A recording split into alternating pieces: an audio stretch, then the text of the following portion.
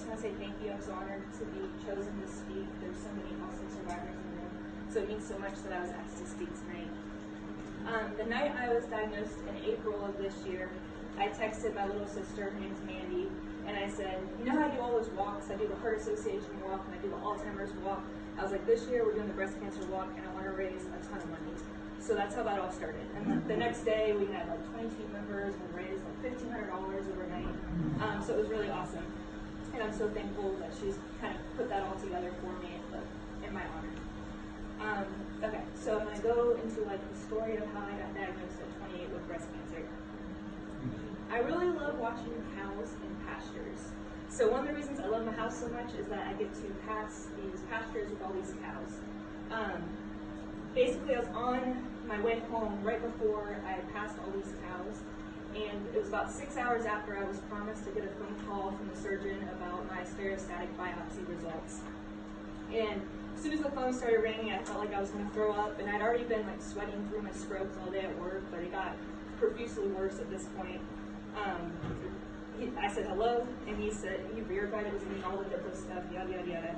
He said, I have some bad news. The biopsy did come back positive for invasive ductal breast cancer. I was silent. My ears were ringing so loud, I wasn't sure if I would be able to speak loud enough for him to hear me at all. The surgeon said, Sammy, did you hear me? I started crying. I started crying really hard, and I don't cry very easy. He said, yeah, I heard you. He said, it's going to be okay. You're strong, young, healthy. We're going to get through this. We'll call you and get you back into the office Monday to figure out what the plan is. I said, oh, okay, thanks, bye. You think you know what that phone call's going to be like, and then you're like, okay, cool, thanks, I'm here. So it was about then that it really hit me that I had no idea what the next steps were when you're diagnosed with cancer, even with being a clinical pharmacist and learning so much about cancer treatment. When I went to UF and being at North Florida, I was absolutely in shock. I was confused how I went from going to doctor's office visits because I got hurt at sports to going to a doctor's office visit and being diagnosed with cancer within a few months. I'm annoyingly honest. That's something a lot of my friends and family members would tell you. I'm the friend that's invited to my other friend's wedding dress shopping just because I'm the one that said it doesn't look good, pick a different dress.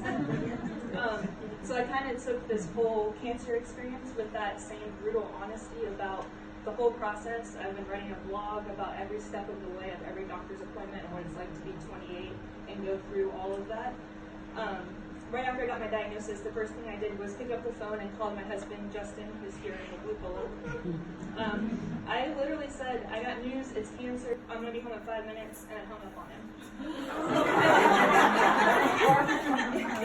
In retrospect, I feel like that was not the best way to do that. So I told him I'm sorry, because I didn't even explain what kind of cancer it was or anything we knew about it. That's literally all I said, and I hung up the phone. Then I called my mom. My mom, dad, and my sister all work together. So I called my mom's phone. I said, hey, can you put the phone on speakerphone? And as soon as I said that, I heard her start just bawling, because she knew as soon as I said put her on speakerphone that it wasn't going to be good news, because I wanted to be able to tell all of them at one time. When my mom started crying and when they put the phone on speakerphone, that's kind of when I realized how bad it was going to suck to tell everybody that I was diagnosed with cancer.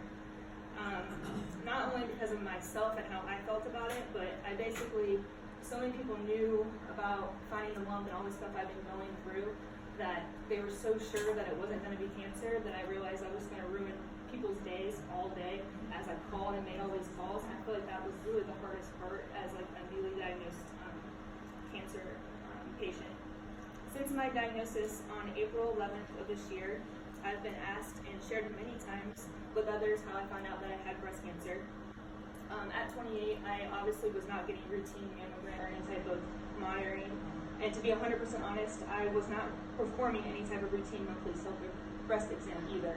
Even with all the education I've had as a pharmacist, that's just not something I did. I didn't ever think about it really. I love working out, and basically working out saved me from finding out that I had cancer so early to make the treatment better. In February, I've been training for months for a half marathon, and I hurt my foot so bad that I got put in a boot. And I was super frustrated because I've been training for a half marathon in February for months, and I was like, oh my gosh, now I can't train for my half marathon anymore. I was in this huge boot. So I was like, what can I do? So I was like, I can do pull-ups, I can do push-ups. So it was like all chest workouts. out stuff. So I made myself so sore that one night I was getting out of the shower and I was like pressing on my pec muscles, trying to rub out the soreness in my chest, and that's when I felt the little like marble-sized lump.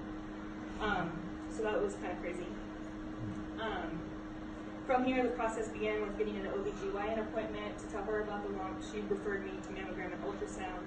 Ultimately, I got that static biopsy before my diagnosis, and that's where I got diagnosed. Since April 11th, I was lucky and found out I also had the BRCA1 mutation, so at least now it makes more sense as to why I had breast cancer. I'm also at a high risk for ovarian cancer, so I hope to do a prophylactic ovarectomy later after hopefully we get the chance to have a kid. Between April 11th and May 1st, I had 11 doctor's appointments, which might not seem like that much, but that was more doctor's appointments than I'd had like in the previous 8 years of my life combined. So to me it was crazy. I was at the doctor's office like every day and people were drawing blood. I'd never had blood drawn before. You know, like it was just crazy. On May 2nd, I underwent a double mastectomy with tissue expanders and had my implant exchange surgery on July 24th of this year. After pushing for different tests, I received an OptiType test, and from my recurrence risk score, my ongoing treatment now includes tamoxifen Zoladex injection in my stomach for the next 13 months.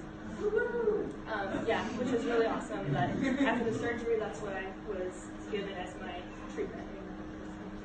If you had asked me in January what my 2019 was going to be like, I'm like the ultimate planner. I know, next step is this, next step is this. I would have told you that my husband and I were going to start to try to have our first baby by the end of the year and get pregnant. That's been the hardest thing for me to swallow because that's on hold. You can't get pregnant while you're on tamoxifen. So at 28, it's knowing I'm going to wait until at least 34 to try to have my first kid has been really hard.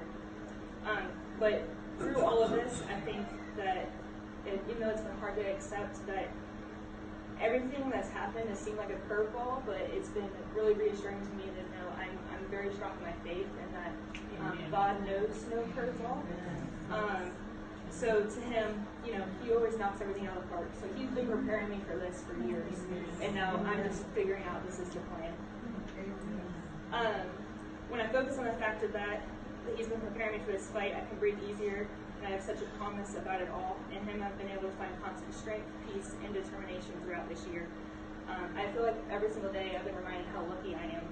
Each day when I wake up, I choose to remember that. I choose to have a great day, feel gratitude in knowing that a cure is a likely outcome, and face each part of this head-on with passion and zeal that I have for every aspect of my life. I want to end by saying, first and foremost, thank you to my family and friends that have supported me through all of this year, because February to now, crazy things have happened, and it's not how I expected it to go, but I'm thankful to be here for all of their support. And then also to all the other breast cancer survivors in this room. I feel like since February, the breast cancer community of survivors is one of the most loving things that I've had the chance to be a part of, and I'm so thankful